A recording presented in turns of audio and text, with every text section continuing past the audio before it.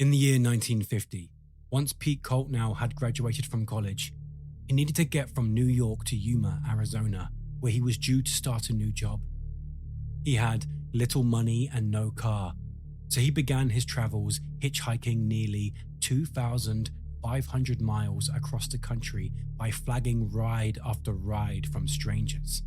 During this time, he sent postcards to his girlfriend, Dot, updating her on his travels, where he explained that he was back to bumpy seats and open roads.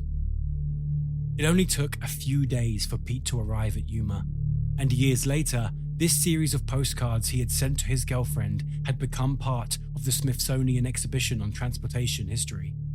A reminder for the world to look back on a mode of transport that has almost entirely disappeared.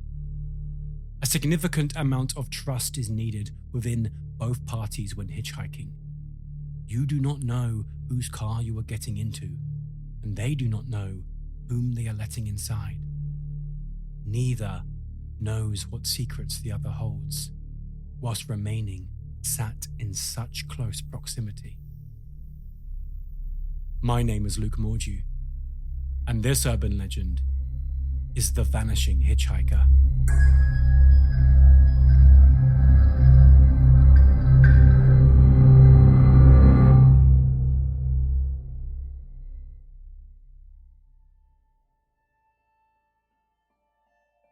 Cars seem to have become a familiar setting for urban legends over the years, and this could be down to several reasons. It could be because it is a place that we should consider safe, as mentioned in other chapters, an extension of our home. Perhaps it is that they can be used to travel to recognizable and completely unknown places where anything could be lurking in the darkness. As motor vehicles became more and more part of our lives, the scary stories involving cars have exploded alongside them, expanding on the haunted house tropes as we now take those spooky tales with us as we hit the roads. When a hitchhiker appears as a character in a story, it is often played out to have a sinister turn, whether it be for the hitchhiker or the driver that has decided to pick them up. Over the years, the fears of hitchhiking have spread deep into our society. The hitchhiking culture was almost exclusively associated with North America as a means of transportation. Now it's a bit different, and although it's not explicitly banned on all interstates, laws prohibit pedestrians from walking alongside the roads, meaning it is now far more difficult to hitch a ride. Other states have taken this even further, making hitchhiking illegal, whilst others have banned it only on highways in an attempt to keep the public safe. It was back in the 1960s and 70s that the laws first began to change. The FBI even released a poster in 1973 warning that the potential hitchhiker you decide to pick up could be a sex maniac or a vicious murderer, whilst other campaigns focused on the risk to women. One even suggested that if a woman was to pick up a hitchhiker or to hitchhike and anything was to happen, they would have nobody to blame but themselves. Police officers at Rutgers University even handed out cards to hitchhiking women that read, "If I were a rapist, you'd be in trouble." With this new concept being pushed by law enforcement and a mixture of horror movies and murder cases that had arisen in connection to the act, it seems that the eventual consensus was that hitchhiking was too dangerous to do, and inevitably, it died out. In reality, limited studies do suggest that hitchhikers are in no way represented higher in criminal incidents than any other group worldwide. Although this is ultimately irrelevant, as the fear of hitchhiking did not come from crime statistics, but more from the notion of putting yourself in the hands of a stranger. We tell our children not to talk to strangers, even though reality tells us that they are far more likely to be abducted by family members who are the culprits in an overwhelming majority of cases. It is the fear of the unknown, the anxiety that comes from not knowing anything about the person you're sitting beside. It is different from being on a train or a bus, as you have space and are not alone. In a taxi, there's at least some evidence to show where you are, although In many ways, most of these ever-growing taxi firms are just glorified hitchhiking apps. Ask any black cabbie driver in London and they will tell you that these people are not official taxi drivers. That said, you can see their reviews, give reviews, and see their pictures before they arrive, which gives you at least a little more insight into them. All you can do is hope that the vetting process was done correctly. This element of stranger danger is what feeds into the fears of hitchhiking. It is the unknown thoughts in their minds, the unsaid words on the tip of their tongue, the hidden intentions behind their eyes. As a hitchhiker, no matter what statistics say, you will never honestly know how exposed you have allowed yourself to become. You will never honestly know who it is in that vehicle with you. In my telling of the story, we join Mike, who is heading home after a long week away with work.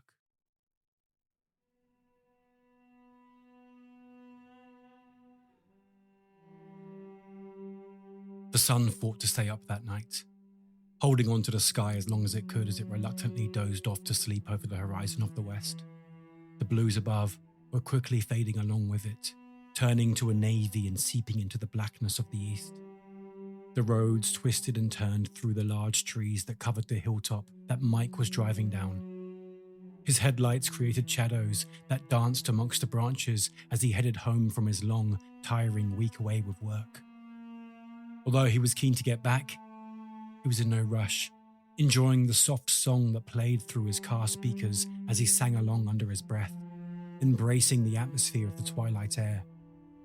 He was quite content, tapping his fingers on the steering wheel while sipping at his milkshake he had picked up from a fast food restaurant at the last service station he passed. He'd be off again in a few days, but for now, work was over and he felt nothing but peace, unaware that this comfort was about to change forever.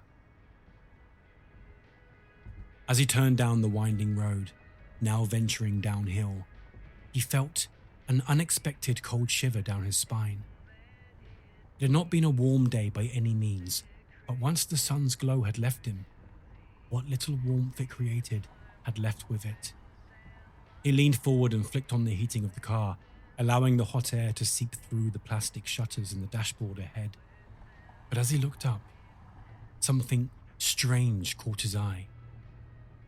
There was a girl, no older than 17, standing by the side of the road with her hand out, seemingly trying to hitch a ride down the hill. Not only was it a strange sight to see a young girl alone in the woods past sunset, but she didn't seem to be dressed for the weather at all. She had long dark hair and was wearing a pale blue dress that stopped just above her knees. He watched her slightly as she came into the light of his car headlamps, automatically slowing his vehicle as she turned to look at him. For a moment, it seemed as though she was staring straight at him through the glass of the windshield, as if she could see him clear as day. He was so distracted by this that he hadn't even noticed that she only had one shoe, a white plimsoll on her left foot, the right standing skin to dirt on the rocky roadside. There was no mistake that something was wrong here. Mike flicked off the radio and stopped the car beside her, instantly flinging off his seatbelt and jumping out of the vehicle. As he stepped closer, he noticed drying blood that had poured from her head and down her face, curving her large brown eyes. Assuming she was in shock, Mike kept his movements calm and his voice steady as he asked, "Are you okay? What happened?" The girl had not moved the entire time he had seen her, frozen in place. Only the darkness of her eyes followed him, studying every step that he made. She spoke in a slight daze, almost as if she was reading lines from a page. "Thank you so much for stopping." She gently lifted her arm, pointing her hand into the trees ahead, and added, "I crashed my car. I can't get in touch with anyone." Mike turned to the tree she was pointing at, but could see no sign of an accident. Regardless, he knew she needed help and was clearly confused. "Okay, do you want me to take you to the hospital?" But to his surprise, She replied, no. Instead, she asked him if he could be so kind as to take her to her parents' house. Not wanting to be forceful, but in the full understanding that she had clearly banged her head and was not in the best state of mind right now, he offered an alternative. I could take you to the hospital and then let your parents know if you'd like.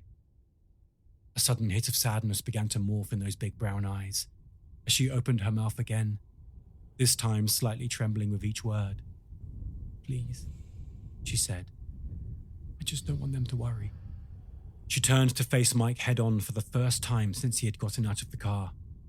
And to his surprise, she smiled and reassuringly whispered, I'm not in pain. Mike watched her for a moment, unsure on what to do. This was not a situation he imagined himself to be in mere moments before, drinking his milkshake and singing away to the music. He knew that she needed a hospital, but he wasn't going to spend the night arguing with her, nor was he about to lie to her. And so he agreed, hoping that she would be taken straight there once she had been reunited with her family. He nodded his head and spun around on the spot, flinging open the back seat of the car, telling himself that if he was going to waste time talking to her parents, he would do so quickly at least. He watched as she slowly stepped forward, the muddy sole of her right foot crunching against the stones below as he cringed, curious by her lack of reaction to anything going on around her. She slowly sat down in the back seat, remaining in her dreamlike state. He closed the door behind her, empathizing with the shock that she must be in, before taking a breath to calm his own nerves. In a few moments, his night had completely changed course, and he had found himself feeling somewhat in shock himself. He jumped into the driver's seat and fastened his seatbelt while studying her in the rearview mirror. He watched as she delicately fastened her seatbelt into the buckle before taking a slow, controlled breath as if controlling her own nerves. She looked up, her big brown eyes staring directly into his in the reflection of the mirror. He didn't look away. He simply nodded his head and smiled reassuringly, noticing her worry. You're going to be okay, he told her with a gentle tone before turning the ignition of the car and inputting the address as she spelt it out. As the engine rumbled, the song began to play once again. This startled him, an unwelcome addition to the new direction the night had taken. He instantly leaned forward to turn it off, but before his fingers could reach the player, the young girl's voice gently asked, Can you please keep it on? Wanting to keep as much comfort for her as possible, Mike pulled away from the player and nodded his head before beginning to drive. The colours of the sky were now nothing but a shade of royal blue, just about visible in certain areas of the blackness that had now engulfed the wooded hills. Mike was focused on the winding road ahead, occasionally glancing into the rearview mirror to ensure that the troubled hitchhiker was still awake. It had occurred to him that he had seen no sign of an accident, which led to the internal questioning of her story's authenticity. Before long, the slight niggling feeling of it being a trap had begun to seep through his more wholesome thoughts. He had heard of tricks laid out on the roadside for unsuspecting victims, but then again, the perfect time to pounce would have been in the woods, and yet nothing had happened. With all these thoughts running through his mind, he hadn't yet noticed that she had begun singing, only quietly and only for herself. Her soft voice echoed along to the gentle song that played through the speakers around them as she watched the trees go by out of the window. You have a nice voice, he told her, happy to see she was coming out of her shell that little bit more. Thank you, she replied. I like to sing. Mike took a moment, hesitant to ask the question that was on his mind, but he knew if her parents had questions, it would be better if he was able to answer with some form of clarity. What happened? He finally asked, if you don't mind me asking. The girl didn't look away from the window, continuing to watch the trees fly by as they continued down the large hill. I was driving too fast. I slipped and I crashed. Were you alone? He asked. Luckily, yes, she responded, before doing something that seemed to surprise them both. She smiled again, this time sincerely. I only just learnt to drive, she added, slightly laughing under her breath. Mike gently laughed with her, more than anything, just happy to see her show any form of emotion, something that she seemed unable to do up until this point. He found himself feeling relief mixed with a strange addition of pride, proud of her strength in such a horrible situation. "Well, you should have a few more lessons, I reckon," he replied, flashing a cheeky, playful smile in the rearview mirror, now seeing that she was watching him back once again. She smiled in return, both finding comfort in the lightheartedness of the conversation. That was until the glow of the streetlights began to emerge ahead as they finally arrived at the bottom of the hill, heading onto the road of the town that sat beneath it. The girl instantly turned her head to the window once more, admiring the lights in awe. "We're back in town," she whispered to herself. "Yeah, we're nearly there," he replied reassuringly, looking down at his phone that sat on the dashboard, guiding his way to her address on the map. He looked up to the mirror once more, happy to see her mood was changing. She had now pressed her hand up against the cold glass, watching the lights of the town fly by with such admiration whilst her eyes filled with tears. He didn't say a word, allowing her to have a moment to herself, unsure of whether she was relieved or frightened, overwhelmed with happiness or grief. He focused on the road ahead as he heard her soft voice once more whisper into the air, talking to nobody in particular as she said, "I was so scared." With only a minute to go on the map, Mike remained focused on it, ensuring that he made no wrong turn and incidentally caused a delay in her reunion. "We're nearly there now," he reassuringly said as he turned down the small roads, venturing deeper into the housing estate. Finally, he turned the last corner where the map confidently announced, "You have reached your destination." "We made it," he said proudly as he pulled over by the side of the road. But she did not respond. He flicked off the ignition and looked up at the rearview mirror, expecting to see her young face looking back with a hopeful smile.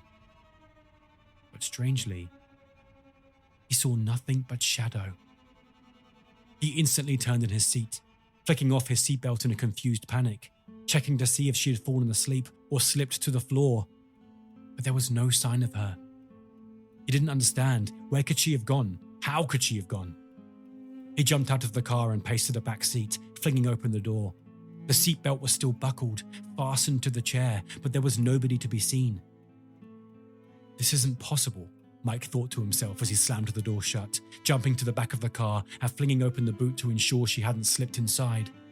But there was nothing except his suitcase from the trip. He stepped out onto the road he had just travelled down, lit only by the streetlights that spread along it, but once again, he found that he was alone. She had vanished. He turned to look up at the house she had taken him to, now wondering who she was and why she had asked him to bring her here. He had to get an answer of some form. He was now feeling as if he was losing his mind as he paced forward, heading towards the front door in a frantic fashion. He knocked and waited, pleading in his mind that somebody would answer and allow it all to make sense. The door finally opened to reveal a middle-aged woman in a dressing gown, clearly in the midst of a wind-down in front of the TV after a day of work. She watched Mike for a moment, confused by his presence, saying, "Hello," in a way that worked as both a greeting and a "who are you and what do you want?" Unsure on how to explain the situation, he thought it was best to just speak and hope that somewhere down the line she understood his point. "Hi, my name's Mike. I've just had your daughter in my car and she said she's been in an accident. I brought her here, but when I pulled over..." Mike stopped talking, noticing the woman's heartbreak as she shook her head. "Why do you do this?" she asked. Mike didn't know what to say. He stood confused, unsure of how to respond to her whilst watching the tears fill up in her eyes. "Why do you people find this funny? It's disgusting. You're disgusting." Mike, in his ever-growing confusion, decided to respond, telling her he was unsure what she means, expressing just how unnerved he was by what on earth was going on. But she ignored him, unwilling to listen to a single word that came out of his mouth, a look of disgust and utter heartbreak dimming her dark brown eyes. Before either of them could continue, a man appeared in the hall, pacing up the hallway and taking her away, whispering to her as he gently escorted her into the living room. Mike stood in the light of the doorway amongst the shadow of the garden. He turned back to his car that still sat empty, the backseat seatbelt still buckled securely. The man reappeared, slowly edging to the front door and stepping outside, pulling the door slightly closed behind him. He nodded at Mike, flashing him a look of sympathy and understanding as he stepped closer to the nervous driver. "Come with me," he calmly said as he stepped further into the shadow of the garden, heading to the road. Mike slowly followed. "You with my daughter, yes?" Mike nodded his head for a second before morphing into a shake as the confusion of the situation remained bouncing around his mind. "Yes. I was. I don't know where she's gone." The man looked into the back seat of Mike's car, noticing the handprint against the glass that she had created not long before. His eyes welled as he gently placed his own upon it in recognition. Every 6 months or so, someone comes knocking on our door telling us the same story.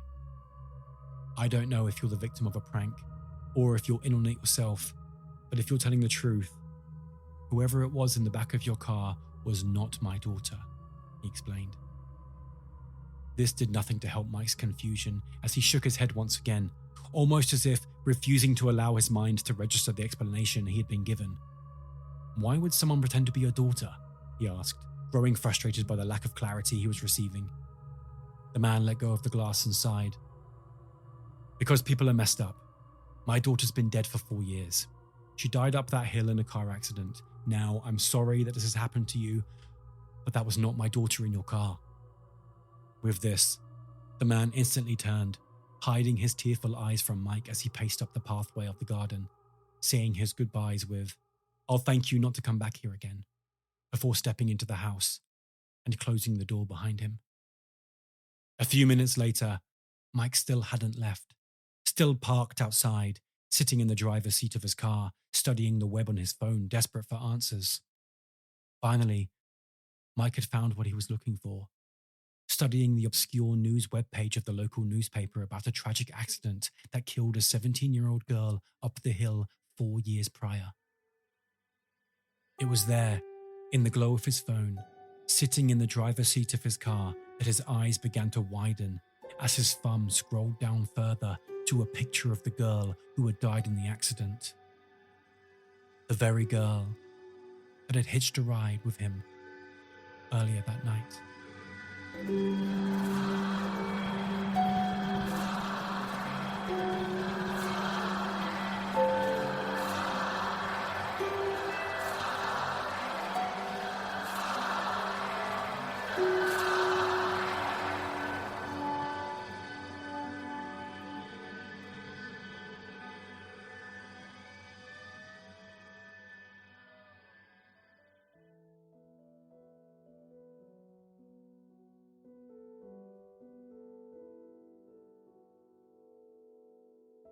Urban legends about specific places tend to only appear in obscure locations. They're always just about vague enough to create difficulty for those who wish to check up on their authenticity. We have already seen this happen in other chapters, such as A Stranger Calls and The Dead Boyfriend, always happening in a close-by but nameless town. Other legends find themselves locked in place, usually connected to cryptids of sorts, such as the Loch Ness Monster, Bigfoot, and Mothman. Legends like that of the Vanishing Hitchhiker, though, are rare entities. They may very well happen anywhere at any time, but here, the location is often a specific place nearby where the story is being shared. This specific allocation of a place allows the legend to root in the ground and spread into a fully fledged local legend for the townsfolk nearby to share, completely unaware that the same legend, albeit with slight variations, is being told in several locations worldwide. When hearing stories involving babysitters, most of us over a certain age listen from the position of an outsider looking in. If you wanted to put yourself in their shoes, you would have to decide to do so. With Bloody Mary, you would have to actively call her for her to appear. But for the Vanishing Hitchhiker, you merely need to do what most of us do every day: travel. This tale has so many variations that I cannot even cover them all.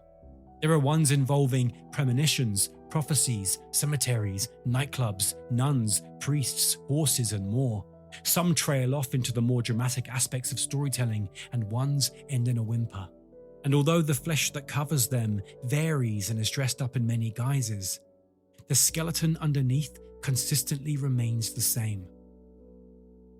The appeal of the story of the Vanishing Hitchhiker most likely lies within the meeting itself. The ghostly encounter occurred not because our protagonist was out searching for a spirit, but because the spirit had come to him. The encounter was a curveball in a mundane situation, making us wonder what we would do if this happened. The protagonist of the tale, an innocent bystander, a typical man driving home, makes the story one that any of us could lead. We've all seen people by the side of the road on our travels. This legend plays on the thought that asks, what if that person you passed was not really there at all? It seems that many small communities have taken this legend and claimed it as their own. An example of this actually happened to me when I told a friend I would be covering this legend. She told me that this was, in fact, a local legend from Bluebell Hill in Kent, England, that she had known since childhood. To her, this tale was a local ghost story amongst the towns in the area, completely unaware that this legend spread far beyond the borders of Kent.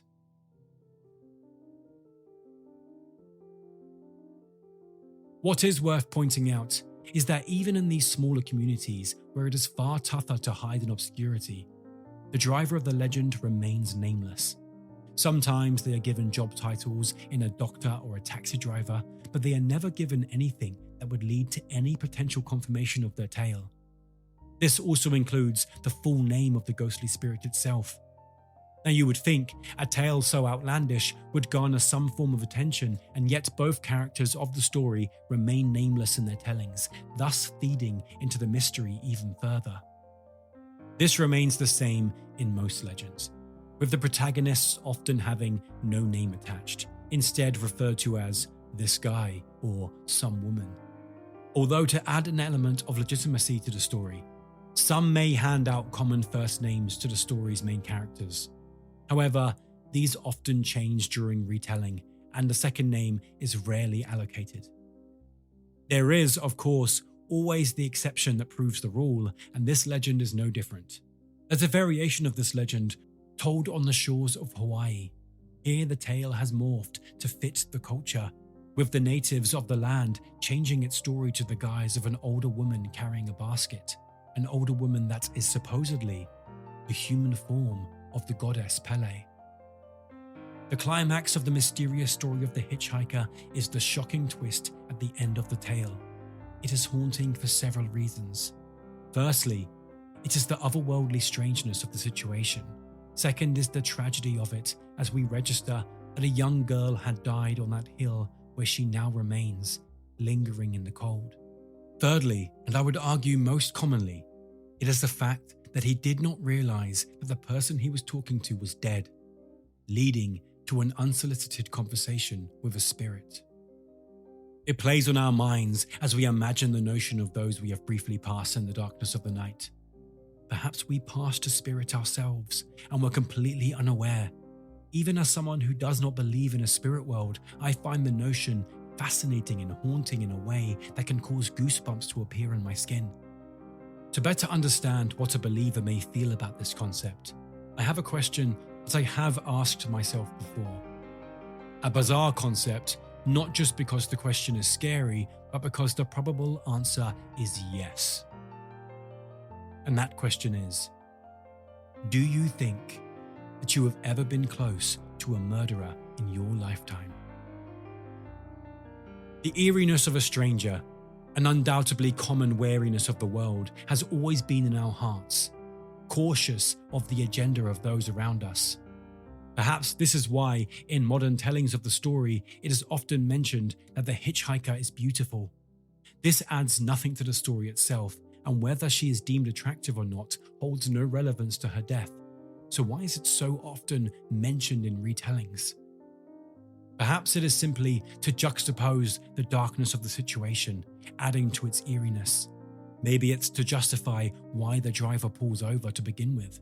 In truth, these and more are factors at play, as well as her beauty making the tragedy of it all that little bit more heartbreaking, as not only were they innocent, but they were also beautiful. It plays on the halo effect, a term in psychology used to label how we perceive attractive people. Studies show that a good-looking person in a photograph is often assumed to be an overall good person. This is exacerbated by the constant use of scars, marks, and disabilities in the villains of movies, whilst our attractive, good-at-heart hero defeats them and saves the day. This overall distrust of the people around us modernized the legend in some parts of the world, causing it to transform into something else entirely, a new variant that scraps the notion of a lost spirit and replaces it with real-life troubles. A dark confirmation of our fears of any hitchhiker's hidden agenda.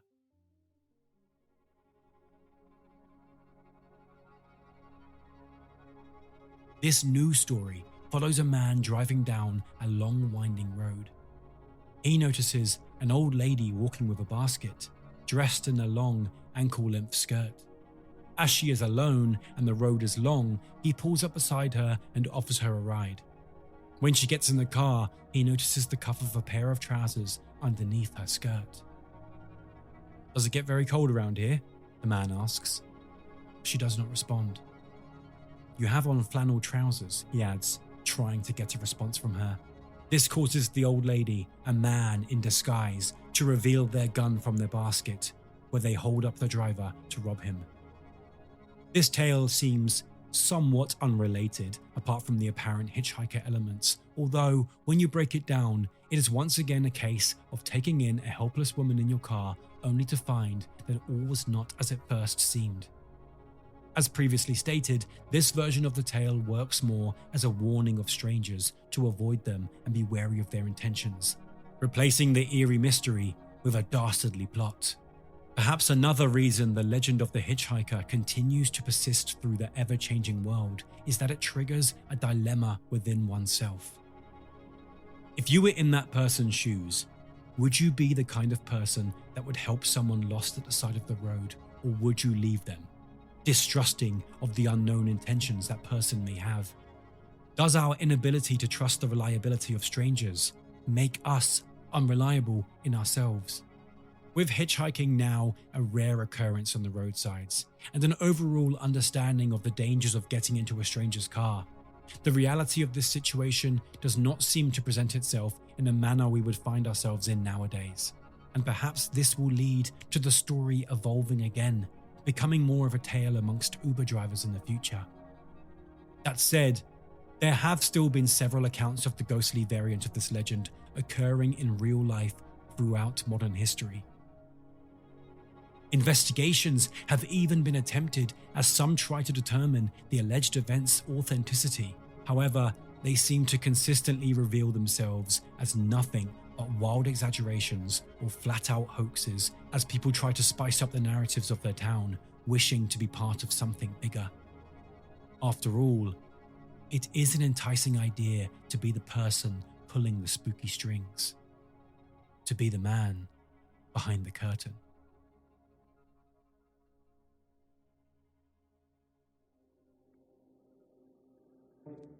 If you're still with me, then I know you share the same passion for folklore and urban legends that drives this show. But to keep bringing you these stories, I need your help.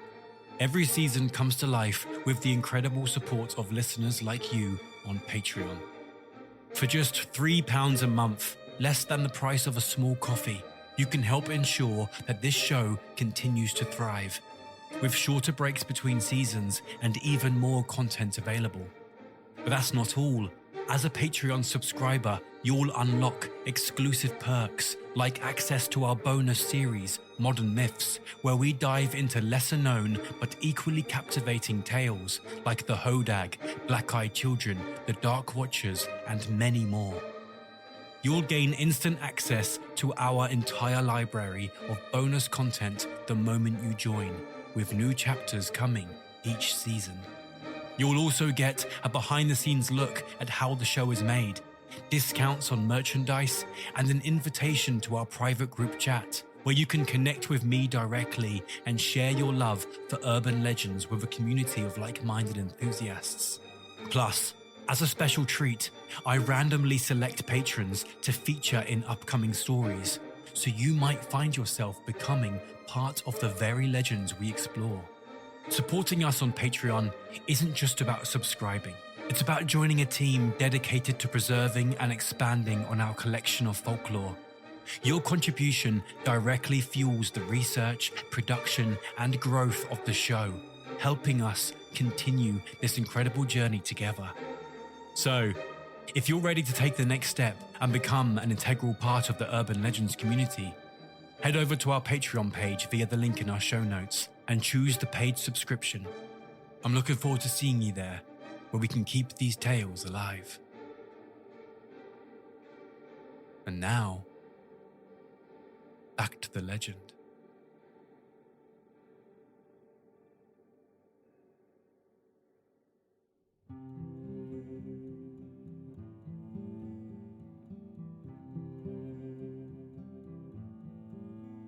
In 1941, folklorist Rosalie Hankey was gathering materials for her studies into a variation of the legend in Berkeley, California, where this modern interpretation of the Vanishing Hitchhiker was allegedly first told.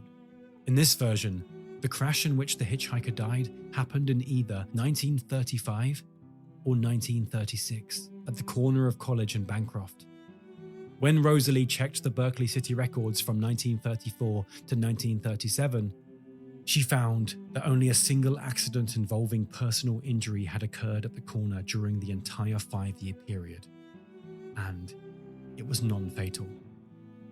In 1942, another American folklorist named Richard Beardsley teamed up with Rosalie Hankey to collect as many accounts of the Vanishing Hitchhiker as they could to analyze them.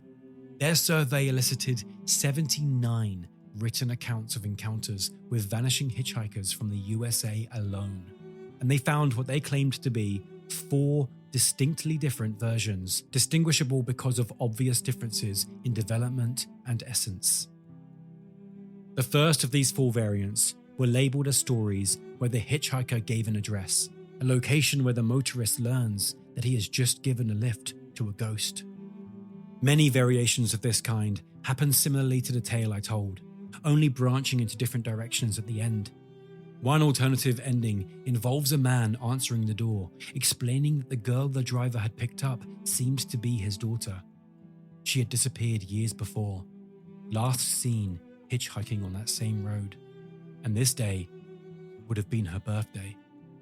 This version elicits the notion that perhaps whoever picked her up on that fateful night did so with ill intentions, leaving her to die on that hill, where she now remains to repeat the same journey home that she never finished and now never will. Another variation of this ending is one where the spirit itself is confirmed. The driver knocks on the door only to be told she had died years prior. They tell the driver that he is the 7th person to come knocking, claiming to have picked her up, but she fails to reach the house every time.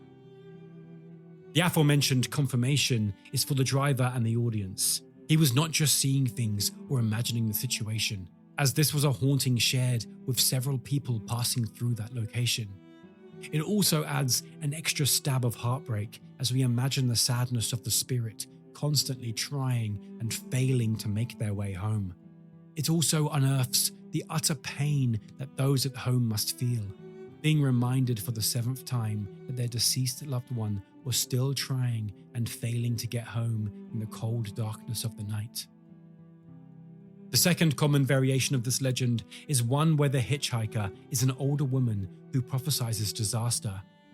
This version was prominent among societies for some time, with a strong urge of willingness to believe.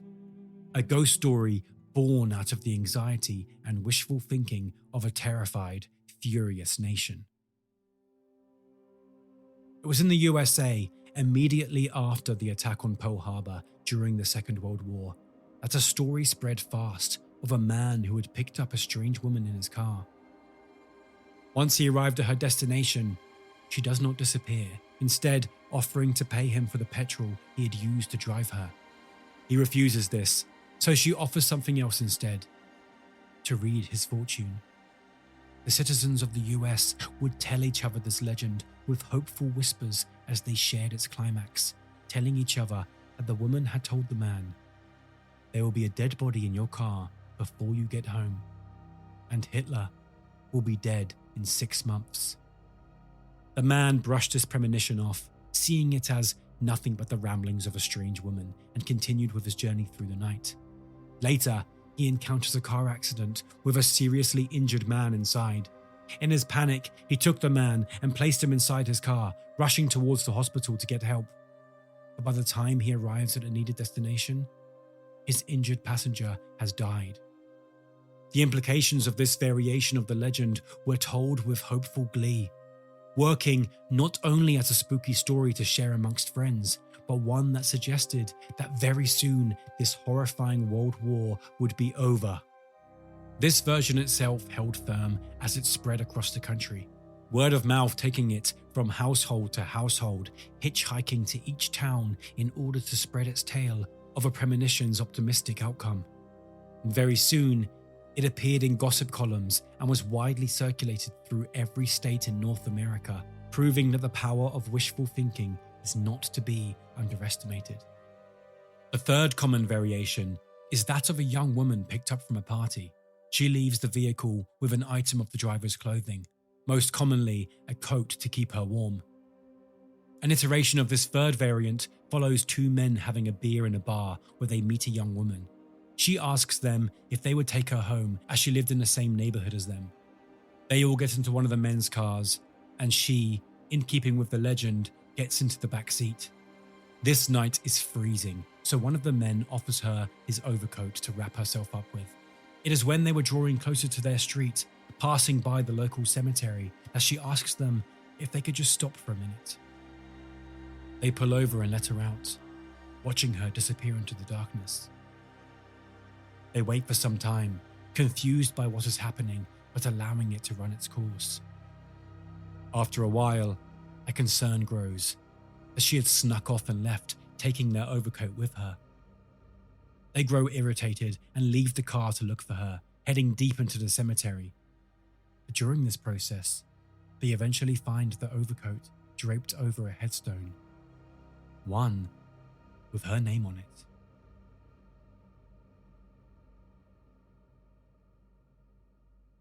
The legend's fourth and most outlandish common variation is those where the hitchhiker is revealed to be of a divine nature.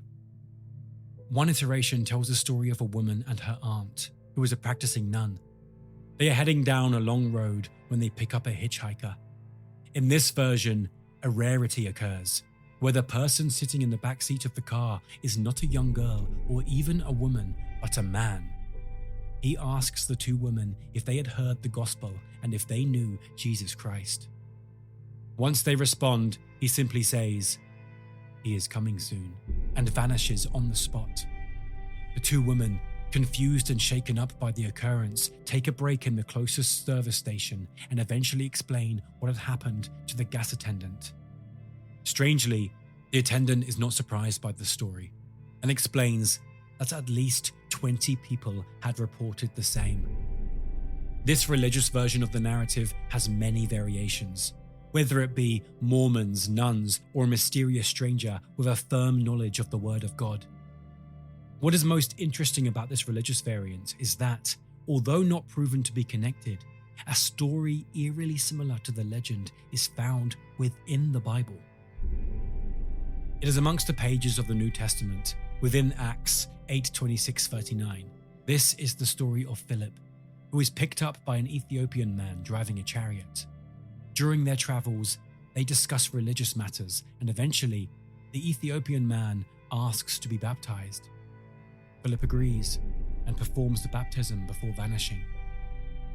These more religious variants of the story serve a different purpose than the eerie tales of those surrounding it, aiming to confirm the faith of the believers, reminding them that God has not forgotten them and that a plan is still very much in place. Many elements of the hitchhiker story go deep into the history of European folklore, with some stories traceable as far back as the times of the Greeks and Romans. Many of the spirits that appear in their ghostly tales are haunting the roadsides in some capacity.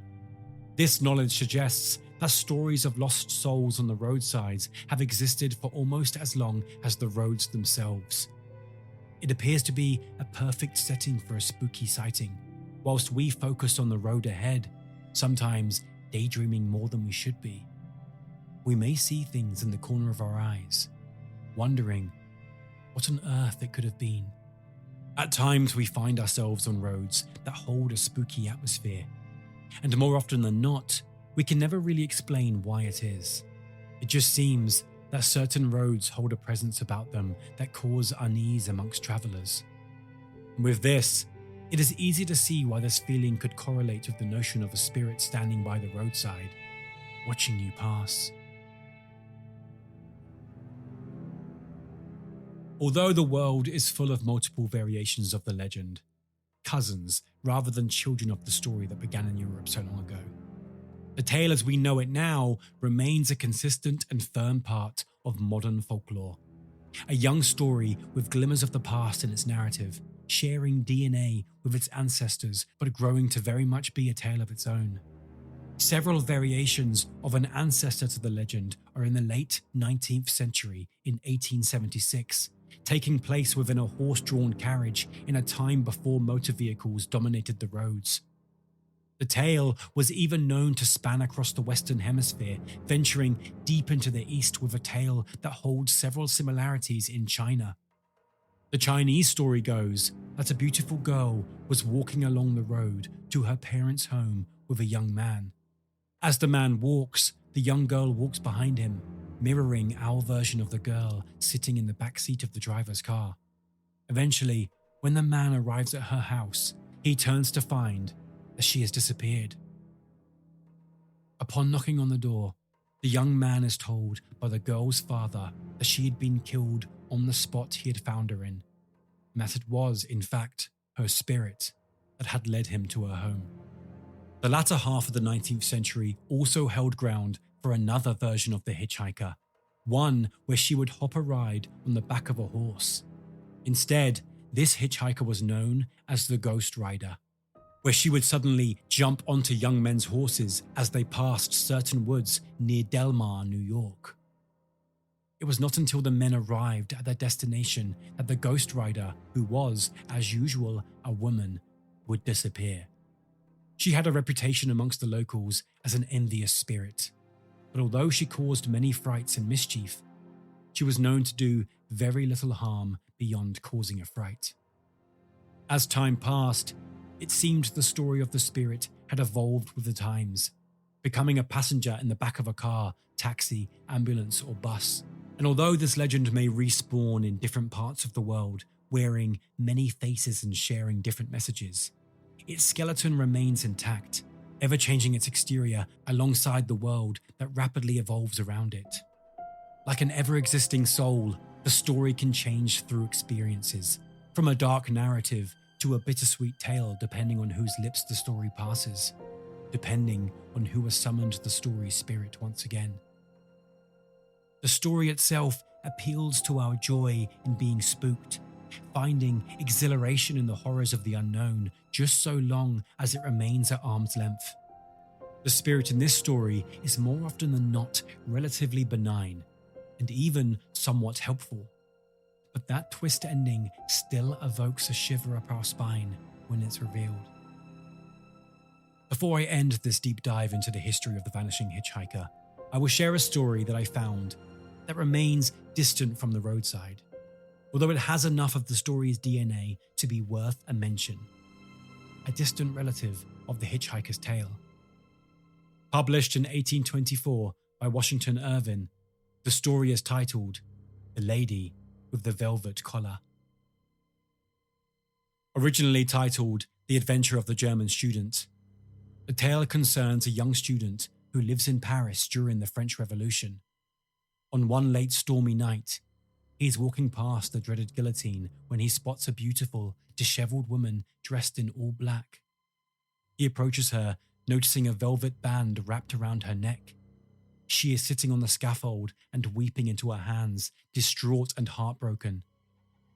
The young student takes pity on her, assuming her to be a homeless aristocrat, whom the dreaded axe had rendered desolate. He speaks with her for a time before taking her back to his lodgings. With his young mind, he decides that ceremonies of marriage are superfluous bonds for honourable minds, and thus the young woman stays the night. The following morning, the young student ventures out to find a new home for them both, as his poor room will not be suitable for two. Unfortunately, when he returns, he is horrified to find that the lady with the velvet collar is dead. Terrified and confused by her lifeless body, he summons the police, who arrive in a state of great shock and confusion. "Great heavens!" cries the officer. "How did this woman come here?" "Do you know anything about her?" the student eagerly asks, desperate for a greater understanding of what may have occurred. The officer looks him in the eyes, unsure on what to make of the situation, before finally revealing, "This woman was guillotined yesterday." With this, the officer steps forward and unties the velvet collar around her neck, allowing her head to fall free. It rolls straight from her shoulders onto the bed and finally hits the floor below. The student, believing he had pledged himself to a fiend, bursts into a frenzy and eventually loses his mind. After these events, he would spend the rest of his days in a mental institution, never to be the same again.